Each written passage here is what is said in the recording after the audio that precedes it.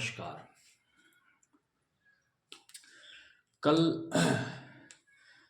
आपका विजयनगर साम्राज्य जो था उसके बारे में हमने बताया था। विजयनगर साम्राज्य की उत्पत्ति कैसे, विजयनगर साम्राज्य की स्थापना कब हुई थी, किसने इसकी स्थापना की थी और विजयनगर साम्राज्य की राजधानियां कौन कौन सी थी। विजयनगर साम्राज्य का नामकरण क्या क्या था, उसको किन यात्रियों ने क्या नाम दिया था, उस समय की तत्कालीन जनसामान्य ने उसका क्या नाम दिया था। उसके बाद कुछ सामान्य तथ्य जो थे विजयनगर साम्राज्य से संबंधित, कुछ सामान्य तथ्यों की चर्चा हमने की थी। कल हम कहे थे कि विजयनगर साम्राज्य में आने वाले यात्रियों का वर्णन आज की क्लास में किया जाएगा। आज उन्हीं यात्रियों का विवरण हम विजयनगर साम्राज्य के पार्ट 2 में करेंगे। विजयनगर साम्राज्य में कई विदेशी यात्री आए थे जिनका विवरण हम बारी बारी से करेंगे कि वह किन शासकों के समय में आए थे, उन्होंने क्या क्या वर्णन किया है। इन्हीं वर्णनों से जो यात्री विजयनगर साम्राज्य में आए, उन यात्रियों के वर्णनों में से विभिन्न प्रतियोगी परीक्षाओं में प्रश्न पूछे जाते हैं। इसलिए यह जो क्लास है वह यात्रियों के विवरण का क्लास है और यात्रियों के विवरण के क्लास से कम 1 या 2 क्वेश्चन सभी प्रतियोगी परीक्षाओं में पूछे जाते हैं। तो विस्तृत अध्ययन हम करेंगे यात्री विजयनगर साम्राज्य में आने वाले यात्री। तो सबसे पहले एक यात्री है Niccolo Conti.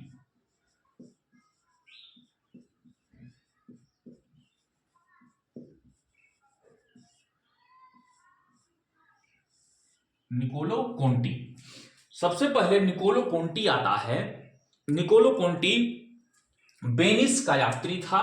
Niccolo Conti Venice का यात्री था। वेनिस जो कहां है, इटली में है। वेनिस इटली में है। वेनिस का यात्री था। यह 1420 से लेकर के 1422 ईस्वी के बीच में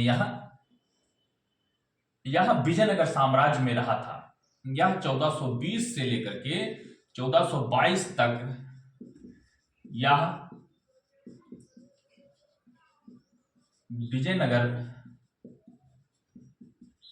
साम्राज्य में आया था। अब यह 1420 से 22 में आया था, तो इस समय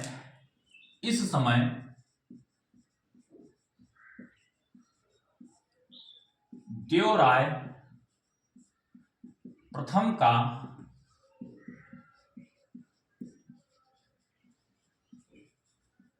यानी कि संगम वंश के देवराय प्रथम का शासनकाल इस समय विजयनगर साम्राज्य में था। यह पहला यात्री था। यह विजयनगर साम्राज्य में आने वाला यह पहला विदेशी यात्री था। यह पहला विदेशी यात्री था। और दूसरी बात इसका जो है वह यह है कि यह सपरिवार आया था।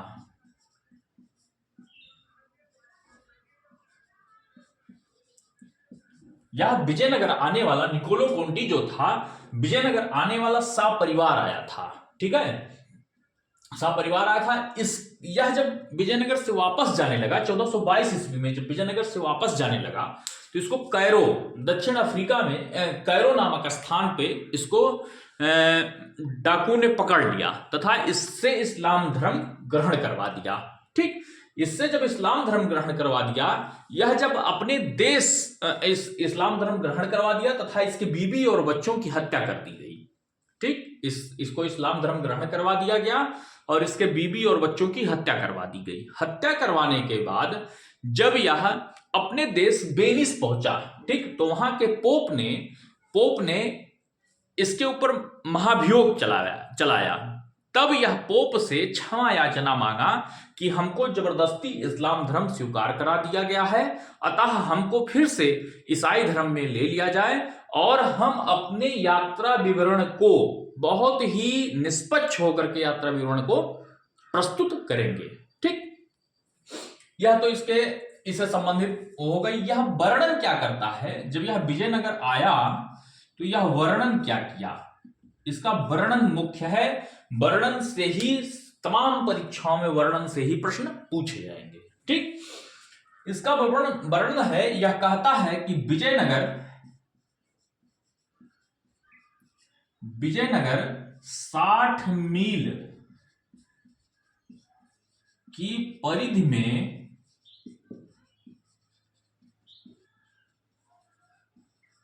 फैला हुआ था। यह वर्णन करता है कि विजयनगर जो था वह 60 मील की परिधि में फैला हुआ था। विजयनगर साम्राज्य जो था, विजयनगर राजधानी जो थी, वह 60 मील की परिधि में फैली हुई थी। और यह वर्णन करता है कि यहां पर शस्त्र धारण करने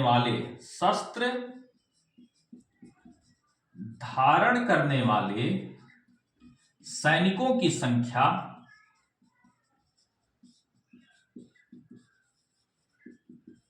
90,000 थी। यह बताता है कि विजयनगर साम्राज्य में शस्त्र धारण करने वाले सैनिकों की संख्या कितनी थी? 90,000 थी। शस्त्र धारण करने वाले सैनिकों की संख्या कितनी थी? 90,000 थी। यह सती प्रथा का भी वर्णन करता है। सती प्रथा का वर्णन करता है, यानी कि सती प्रथा का वर्णन, विजयनगर साम्राज्य के लिए सती प्रथा का वर्णन करने वाला निकोलो कोंटी पहला यात्री था। ठीक है, सती प्रथा का वर्णन करने वाला निकोलो कोंटी पहला यात्री था। चूंकि निकोलो कोंटी ही सबसे पहले आया था, इसलिए निकोलो कोंटी सती प्रथा का वर्णन करने वाला, विजयनगर साम्राज्य के लिए सती प्रथा का वर्णन करने वाला निकोलो कोंटी पहला यात्री था। यह वर्णन करता है कि राजा 12,000 शादियां करता था,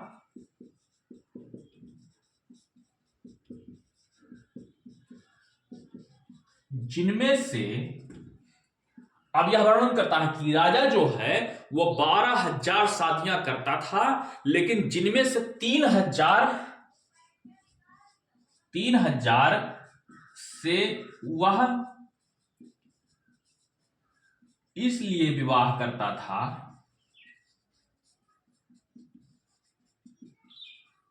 कि राजा की मृत्यु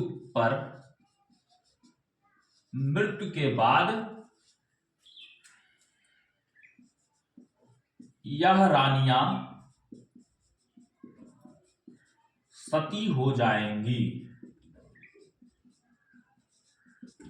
चूंकि उस समय सती प्रथा को बहुत ही अच्छा माना जाता था, तो यहाँ के राजा जो हैं वो 12,000 शादियां करते थे, 12,000 रानियों से शादी करते थे। उनमें से 3,000 रानियों से यह करार कर लिया जाता था कि जब भी राजा की मृत्यु होगी तो यह 3,000 रानियां उसके साथ सती हो जाएंगी। 3,000 रानियां उसके साथ सती हो जाएंगी। ठीक है, और लास्ट वर्णन यह करता है कि 1420 में विजयनगर साम्राज्य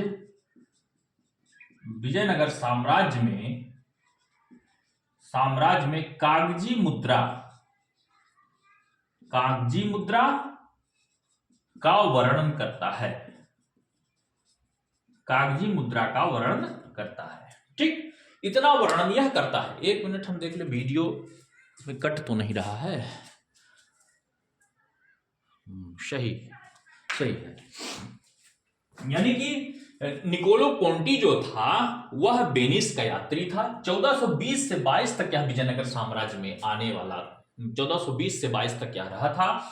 यह पहला विदेशी यात्री था जो विजयनगर साम्राज्य में आया था। इस समय देवराय फर्स्ट का शासनकाल था। यह सपरिवार आया था। ठीक, सपरिवार आया था। यह वर्णन क्या क्या करता है, इसी से जैसे यूपीपी, टीजीटी, पीजीटी या आदि परीक्षाओं में इसी वर्णन से प्रश्न पूछे जाते हैं। यह वर्णन क्या था? विजयनगर 60 मील की परिधि में फैला हुआ था। यहां पर शस्त्र धारण करने वाले सैनिकों की संख्या लगभग 90,000 थी।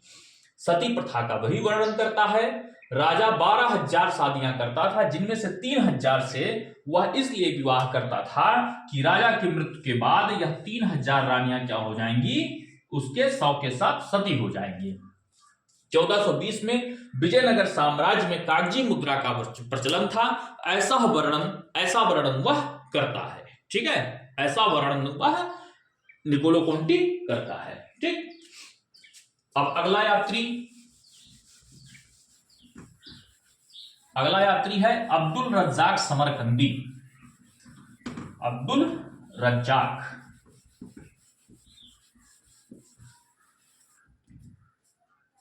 अगला यात्री है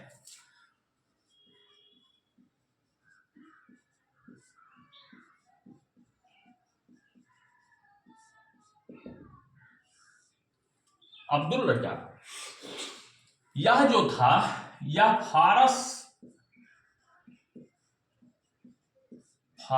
के शासक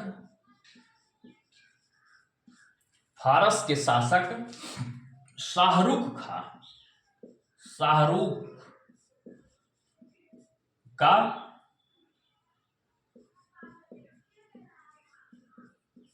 राजदूत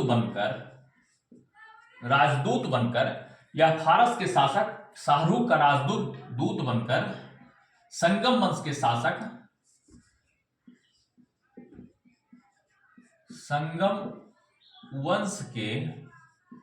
शासक देवराय द्वितीय के शासनकाल में देवराय द्वितीय के शासनकाल में 1442 ईस्वी में विजयनगर आया था। ठीक है, या फारस के शासक शाहरुख का राजदूत बनकर संगम वंश के शासक देवराय द्वितीय के शासनकाल में 1442 ईस्वी में विजयनगर आया था। ठीक है, विजयनगर आया था। इसकी पुस्तक का नाम था, इसने पुस्तक लिखी थी मतलौस सदाइन। इसकी पुस्तक का नाम था मतलौस सदाइन। पुस्तक का नाम पूछा जा सकता है। इसकी पुस्तक का नाम था मतलौस सदाइन या मजमौल बाहरेन, या इसी को कहा जाता है मजमौल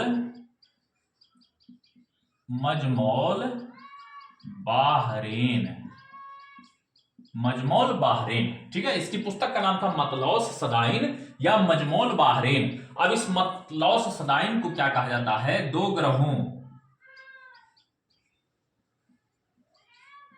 ग्रहों का वर्णन हिंदी में कहा जाता है। मतलौस सदाइन को, मजमौल बाहरेन को कहा जाता है दो समुद्रों का मिलन।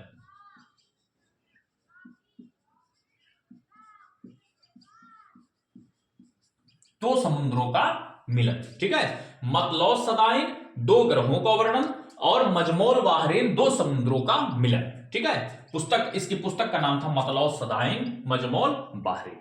ठीक, अब यह वर्णन क्या क्या करता है, यह वर्णन करता है कि विजयनगर साम्राज्य जो था,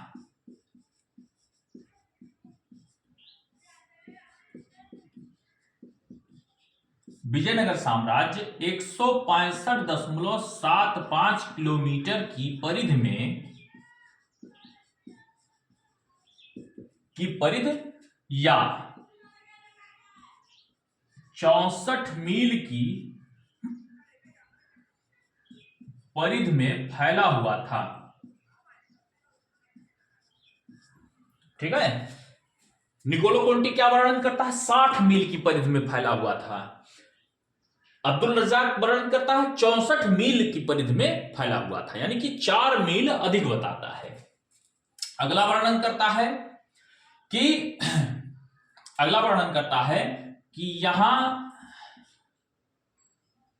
यहां नगर 7 से घिरा हुआ था, जिसमें से 3 दुर्ग में कृषि कार्य व 4 दुर्ग में नगर स्थापित था। यानी कि इसका कहने का मतलब यह है कि जो विजयनगर साम्राज्य था वह 7 दुर्गों में बटा हुआ था, 7 दुर्गों से घिरा हुआ था, जिसमें से प्रथम 3 दुर्ग, मान लीजिए यह विजयनगर साम्राज्य है, अब इसके किनारे किनारे 7 दुर्ग थे, ठीक है, इसके किनारे किनारे 7 दुर्ग थे, जिसमें से पहले 3 दुर्ग, यहां कृषि, यहां कृषि, यहां कृषि, 3 दुर्ग में पहले 3 दुर्ग में कृषि कार्य होता था, बाकी 4 दुर्ग में जो था वह नगर स्थापित किया गया था, ठीक है। यह 300 बंदरगाहों का भी वर्णन करता है, 300 बंदरगाहों का भी वर्णन करता है। यह बताता है कि विजयनगर साम्राज्य में तत्कालीन समय में 300 बंदरगाह स्थापित थे, जहां से उसके यहाँ के जिससे यहाँ के व्यापार का संचालन किया जाता था, ठीक है। यह बताता है कि यहां विजयनगर में 1000 हाथी व 11,000 सैनिकों का उल्लेख करता है।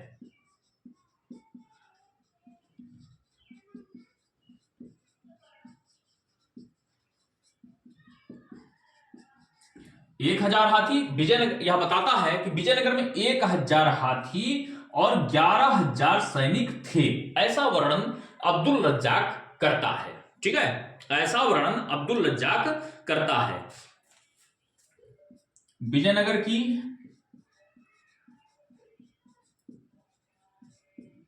की वैश्यालयों का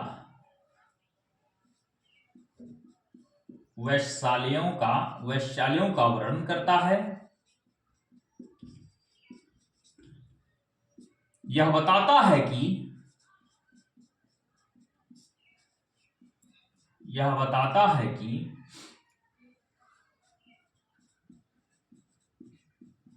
विजयनगर में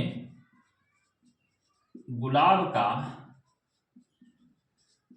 काफी महत्व था, विजयनगर में गुलाब का काफी महत्व था, ठीक है। यह बताता है कि विजयनगर में गुलाब का काफी महत्व था। ऊपर से मिटा दे रहे हैं। विजयनगर में गुलाब का काफी महत्व था, ऐसा यह वर्णन करता है, अब्दुल रज्जाक वर्णन करता है, ठीक है। अगला यह बताता है विजयनगर में गुलाब का काफी महत्व था। यह यहाँ के दीवान खाना यानी कि 40 स्तंभ वाले मंडप, 40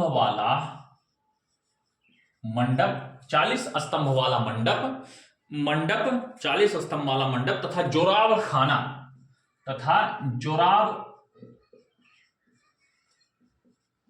यानी टकसाल जिसे कहा जाता है, जहां से सिक्का निकलता था, जोराब खाना यानी कि दीवान खाना जोराब खाना का वर्णन करता है,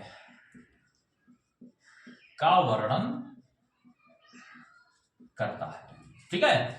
यानी कि अब्दुल रज्जाक जो है वह दीवान खाना, जोराब खाना यानी कि टकसाल का वर्णन करता है, ठीक है। एक महत्वपूर्ण बात, विजयनगर में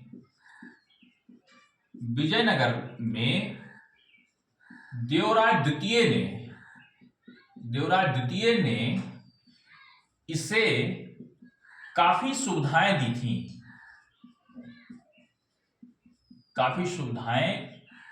दी थी, परंतु बाद में सभी वापस ले ली गई थी,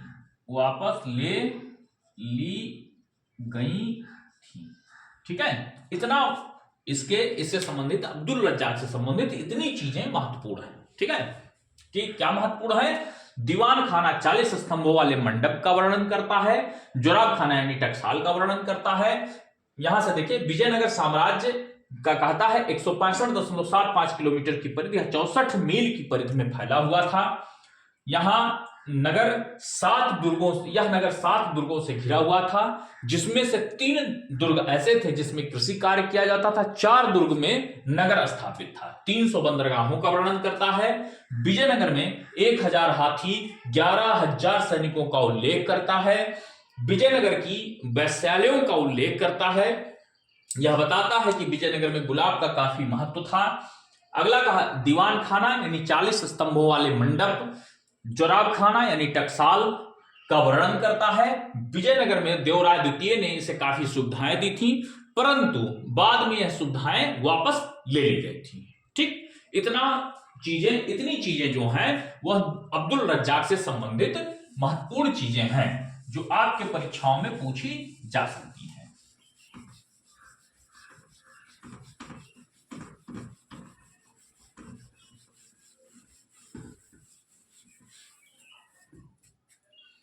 अगला यात्री है निक्तिन। इसका नाम है एथेनेसियस निक्तिन।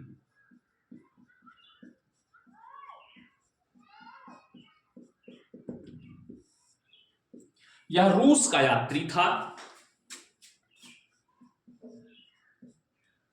यह रूस का निवासी था। यह रूस का एथेनेसियस निक्तिन जो था वह रूस का निवासी था। यह 1470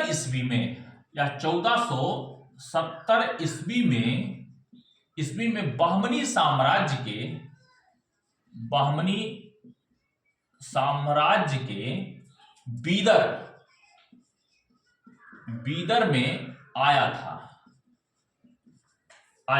इससे संबंधित एक महत्वपूर्ण बात यह है कि यह कभी भी विजयनगर साम्राज्य नहीं आया था, परंतु फिर भी यह विजयनगर का वर्णन करता है। ठीक है, यह 1470 ईस्वी में बहमनी साम्राज्य के बीदर में आया था। यह कभी भी विजयनगर साम्राज्य में नहीं आया था, परंतु यह विजयनगर का वर्णन करता है। विजयनगर का वर्णन अपने उसमें करता है। ठीक है, यह पहला यात्री था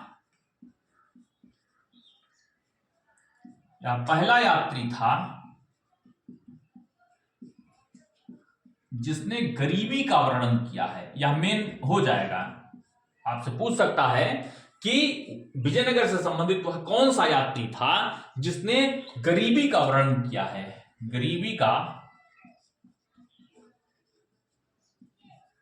वर्णन किया है। ठीक है, यह था निक्तिन।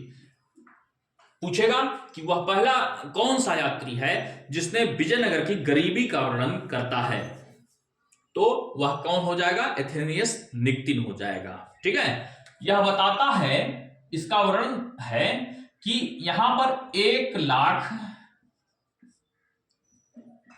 लाख घुड़सवार सैनिक, ठीक है, 1 लाख पैदल सैनिक व 50,000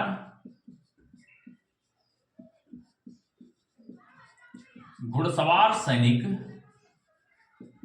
विजयनगर साम्राज्य में थे। ठीक है, यह इससे संबंधित 2 चीजें महत्वपूर्ण हैं।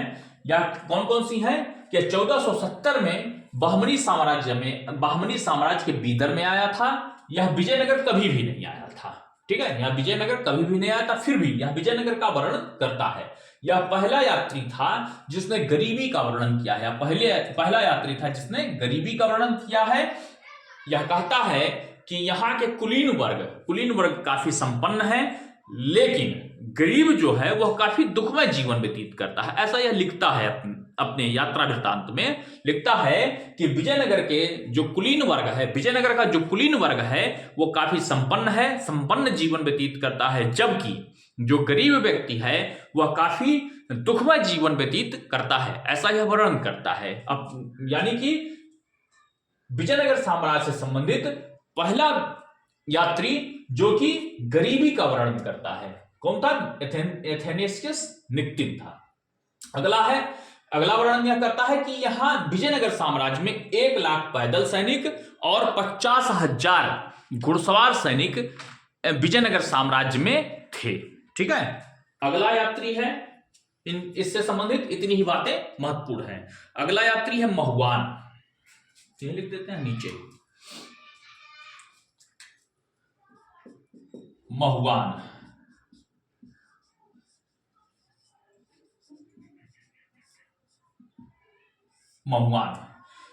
यह 1453 ईस्वी में विजयनगर संगम वंश के मल्लिकार्जुन के समय आया था।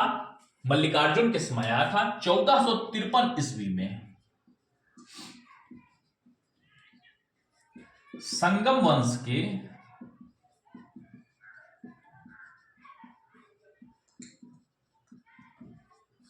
मल्लिकार्जुन के समय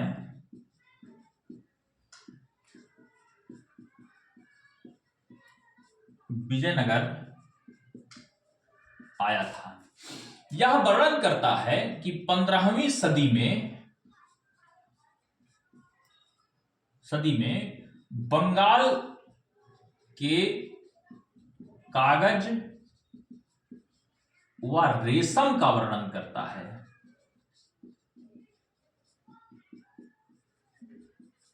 ठीक है, क्या 15वीं सदी में रेशम और कागज उत्पादन का वर्णन करता है। यह बंगाल के रेशम और कागज उत्पादन का वर्णन, कागज व रेशम उत्पादन का वर्णन करता है। कागज व रेशम उत्पादन का वर्णन करता है। ठीक है, या 15वीं सदी में बंगाल के कागज व रेशम उत्पादन का वर्णन करता है। ठीक है, यह 2 यात्री हो गए।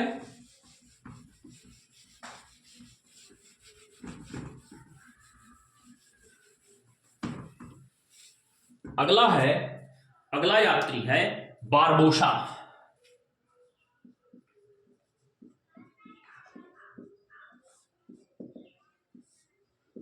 बारबोसा यह पुर्तगाली गवर्नर अलबुकर्क का दुभाषिया था।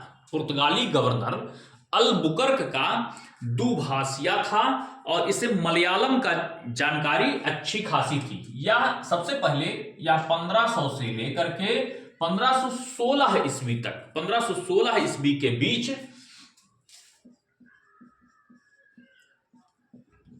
के बीच कृष्णदेवराय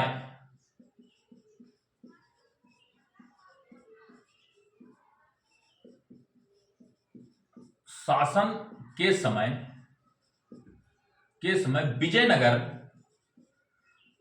विजयनगर साम्राज्य में आया था।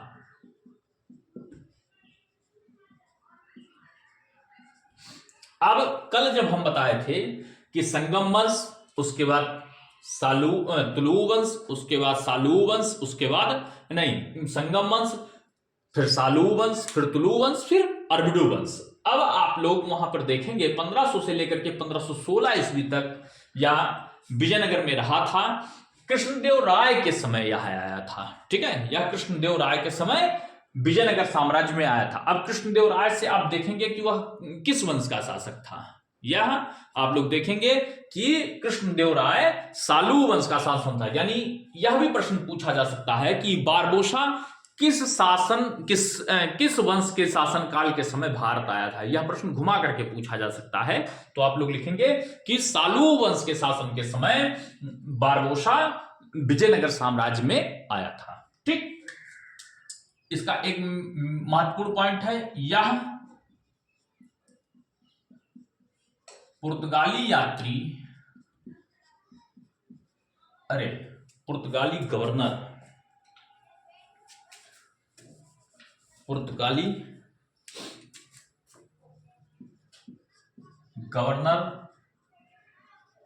अलबुकर्क का द्विभाषिया बनकर आया था। इसे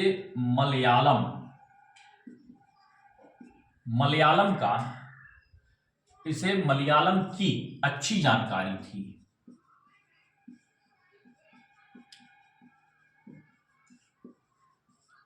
इसे मलयालम की अच्छी जानकारी थी और यह विजयनगर साम्राज्य में पुर्तगाली गवर्नर अलबुकर्क का द्विभाषिया बनकर के आया था। यह सती प्रथा का वर्णन करता है।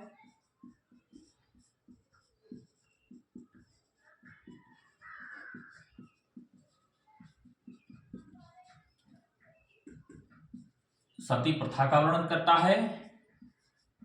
यह तत्कालीन समय के व्यापारिक केंद्रों का वर्णन करता है। यह तत्कालीन समय के व्यापारिक केंद्रों का वर्णन करता है। ठीक है, यह तत्कालीन समय के, यह क्या करता, बारबोसा जो कि कृष्णदेवराय के सालू वंश के शासक कृष्णदेवराय के समय में 1500 से 1516 ईस्वी के बीच कृष्णदेवराय के शासन के समय विजयनगर साम्राज्य में आया था। यह पुर्तगाली गवर्नर अलबुकर्क का द्विभाषिया बनकर आया था। इसे मलयालम की अच्छी जानकारी थी। यह सती प्रथा का वर्णन करता है। यह तत्कालीन समय के व्यापारिक केंद्रों का भी वर्णन करता है। अगला है बारथोमा। अगला यात्री है बारथोमा। बारथोमा जो है वह कहां का निवासी था? इटली का निवासी था। इटली का निवासी था। बारथोमा जो है वह इटली का निवासी था। इसकी उपाधि भी थी। इसकी उपाधि वीर सिपाही की थी।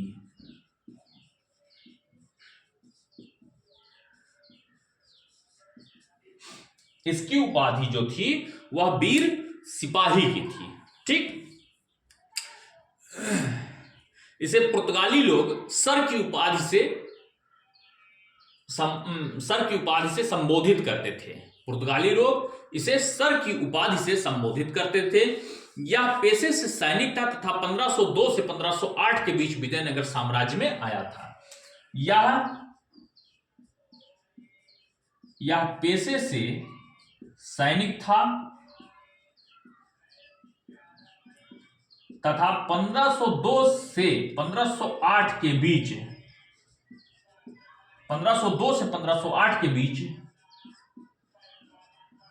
विजयनगर साम्राज्य में आया था। ठीक है, 1502 से लेकर के 1508 के बीच में यह विजयनगर साम्राज्य में आया था। ठीक, अगला यात्री है बारबोसा।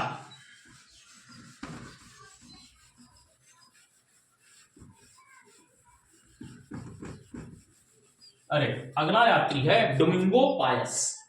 अगला यात्री है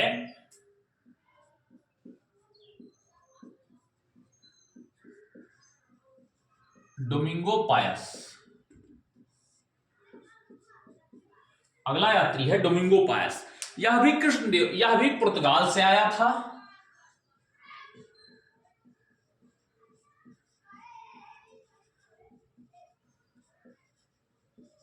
और यह जो था वह भी कृष्णदेव राय के समय में आया था। 1520 से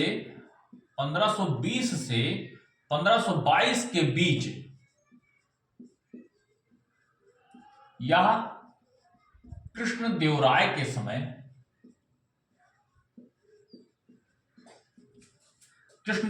समय विजयनगर साम्राज्य में आया था। ठीक है, या 1520 से लेकर के 1522 के बीच कृष्णदेव राय के समय विजयनगर साम्राज्य में आया था। ठीक है, यह इसका वर्णन क्या है? वर्णन या विजयनगर के 200 प्रांतों का वर्णन करता है। प्रांतों का वर्णन करता है। अगला, विजयनगर के 200 प्रांतों का वर्णन करता है या विजयनगर के शासक का वर्णन करता है।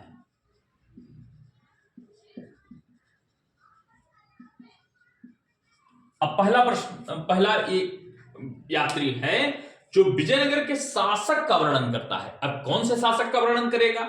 इसके समय जो शासक रहेंगे उन्हीं का तो वर्णन करेगा। तो डोमिंगो पायस विजयनगर के कृष्णदेव राय का वर्णन करता है। यह कहता है कि राजा जो है वो मझले कद का है, उसकी कदकाठी ज्यादा ऊंची नहीं है, उसके चेहरे पर चेचक के निशान हैं तथा राजा खुश होने पर बहुत सारी चीजें उपहार में देता है, लेकिन गुस्सा होने पर तत्काल ही मृत्युदंड दे देता है। ठीक है, ऐसा वर्णन करता है। छोटी परीक्षाओं के लिए यह वर्णन इंपॉर्टेंट नहीं है। यूजीसी नेट आदि परीक्षाओं के लिए यह इंपॉर्टेंट हो जाता है कोट के रूप में कि किसने कहा था कि राजा जो है वो मधले कदकाठी का है, मजबूत शरीर का है तथा उसके चेहरे पर चेचक का निशान है। वह खुश होने पर बहुत सारे उपहार, दान आदि देता है, परंतु गुस्सा होने पर वह मृत्युदंड भी तत्काल दे देता है, दंड तत्काल दे देता है। ठीक है, क्रोधित स्वभाव का राजा था। ठीक, ऐसा वर्णन कौन करता है? डोमिंगो पायस किसके लिए करता है? कृष्णदेव राय के लिए करता है। ठीक है, यह कहता है कि विजयनगर साम्राज्य को विजयनगर को कहीं भी एक स्थान से नहीं देखा जा सकता है।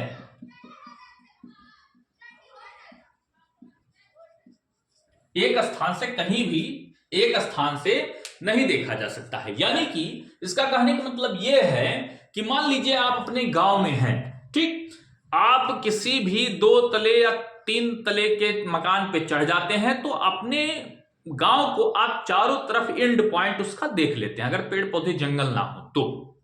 ठीक है, उसी प्रकार से कह रहा है कि विजयनगर को आप कहीं भी एक स्थान से नहीं देख सकते हैं। इसका मतलब यह हुआ कि विजयनगर साम्राज्य, विजयनगर जो है, नगर जो है इतना बड़ा है कि आप कहीं भी किसी भी ऊंचे स्थान पे खड़े होकर के उसके अंतिम छोर को आप नहीं देख सकते हैं। ऐसा वर्णन कौन करता है? डोमिंगो पायस करता है। ठीक है, यह वर्णन करता है। अगला वर्णन करता है कि विजयनगर की हर गली में मंदिर है जिसमें तमाम व्यापारिक संस्थाएं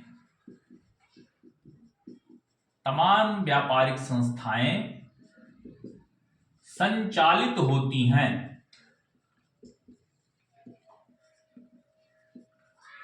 तमाम व्यापारिक संस्थाएं संचालित होती हैं। ठीक है, यानी कि व्यापारियों की संस्था जो है वो मंदिरों में ही चलती थी। ऐसा वर्णन यह कौन करता है? डोमिंगो पायस करता है। ठीक, डोमिंगो पायस का वर्णन क्या है? 200 प्रांतों का वर्णन करता है।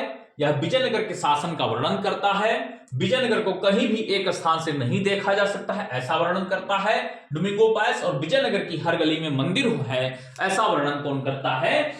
डोमिंगो पायस करता है। अगला यात्री है नूनीज।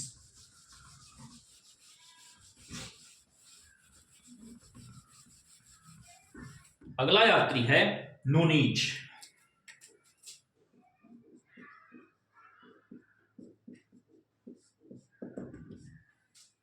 नूनीज यह पुर्तगाली यात्री था।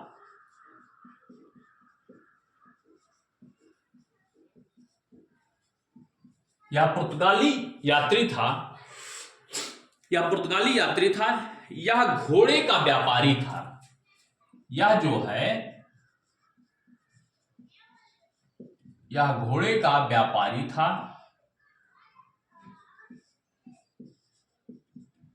जो अच्युत देवराय के समय, अच्युत देवराय के समय 1535 ईस्वी में, 1535 में विजयनगर में आया था। विजयनगर में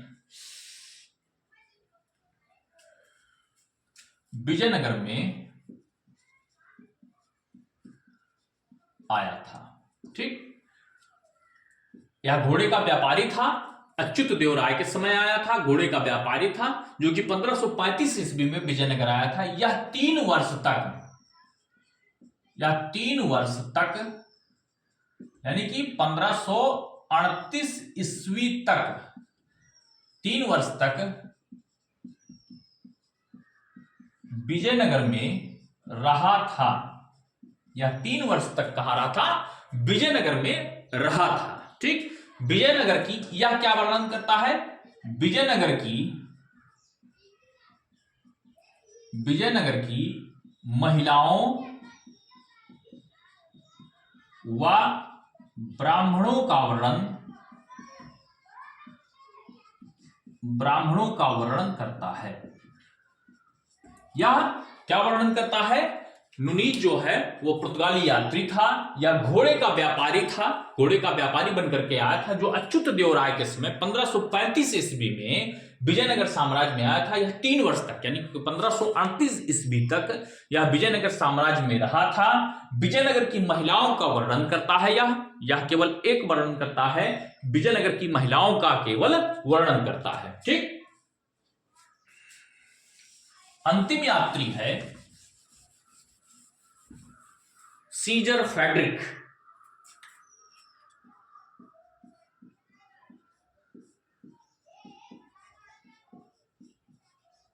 सीजर फ्रेडरिक, ठीक, सीजर फ्रेडरिक यह इटली का यात्री था।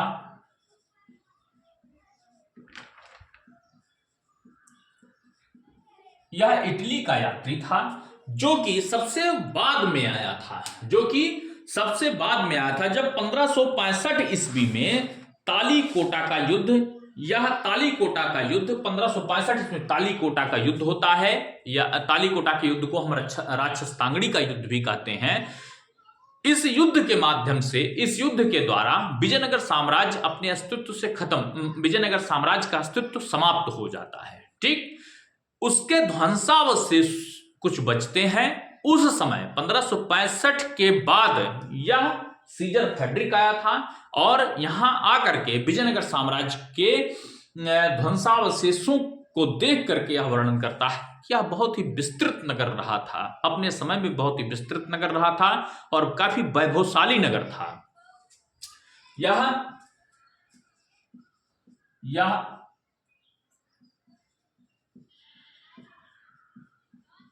राक्षस तांगड़ी, आवलिक, बन्नीहट्टी, आवलिक, तालीकोटा के युद्ध 1565 में यह युद्ध होता है। तालीकोटा के युद्ध के बाद विजयनगर साम्राज्य में आया था। विजयनगर साम्राज्य में आया था। यह 1567 ईस्वी में के बाद यह आया था। 1565 ईस्वी में राजस्थानी बन्नीहट्टी तालीकोटा का युद्ध होता है। 1567 ईस्वी में यह 7 माह के लिए आया था, ठीक है। और यह 1567 में 7 माह के लिए विजयनगर साम्राज्य में आया था, ठीक है। या 1567 ईस्वी में 7 माह के लिए विजयनगर साम्राज्य में आया था और यह 16वीं शताब्दी का अंतिम 16वीं शताब्दी का अंतिम यात्री था जो विजयनगर साम्राज्य में आया था, ठीक है। यह 16वीं शताब्दी का अंतिम शासक था, अंतिम यात्री था जो कि विजयनगर साम्राज्य में आया था। यह वर्णन करता है, यह एक वर्णन करता है कि कुस्तुनतुनिया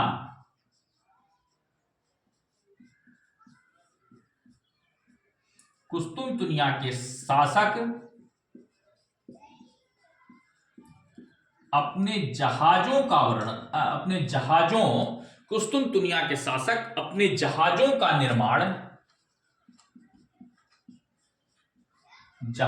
निर्माण बंगाल में कराते हैं। इसका केवल एक वर्णन महत्वपूर्ण है कि कुस्तुनतुनिया के शासक अपने जहाजों का निर्माण बंगाल में करवाते हैं, ठीक है। यानी कि यह जो भी जितने भी निकोलो कोंटी, अब्दुल रज्जाक, उसके बाद में Niccolo Conti, Abdul Razzaq, Barbosa, उसके बाद में Domingo Paes, Nuniz, Caesar Frederick, ये जितने भी यात्री हैं विजयनगर साम्राज्य से विभिन्न शासकों के क्रम में आने वाले जो यात्री हैं उनका यह वर्णन आज रहा, ठीक। यहां से प्रश्न पूछे जाते हैं, छोटी से छोटी परीक्षाओं में यहां से प्रश्न पूछ लिए जाते हैं कि किस यात्री ने क्या वर्णन किया है, ठीक। तो यह आज की क्लास जो है वो आपके लिए काफी इंपॉर्टेंट क्लास थी। आप लोग हमारे चैनल को सब्सक्राइब कर लीजिएगा और शेयर भी करिएगा, लाइक भी करिएगा, कमेंट भी करिएगा, ठीक है। उसके बाद कल हम जो बताएंगे, कल आपका इसी से संबंधित जो पहला विजयनगर साम्राज्य से संबंधित जो पहला वंश है उस वंश का वर्णन कल से किया जाएगा, उस वंश को बताया जाएगा। यानी कि विजयनगर साम्राज्य का जो सबसे पहला वंश है संगम वंश, इसके विभिन्न राजाओं का वर्णन करते हुए राजनीतिक इतिहास पर प्रकाश डाला जाएगा। आप सबका पूरा वीडियो देखने के लिए बहुत बहुत धन्यवाद।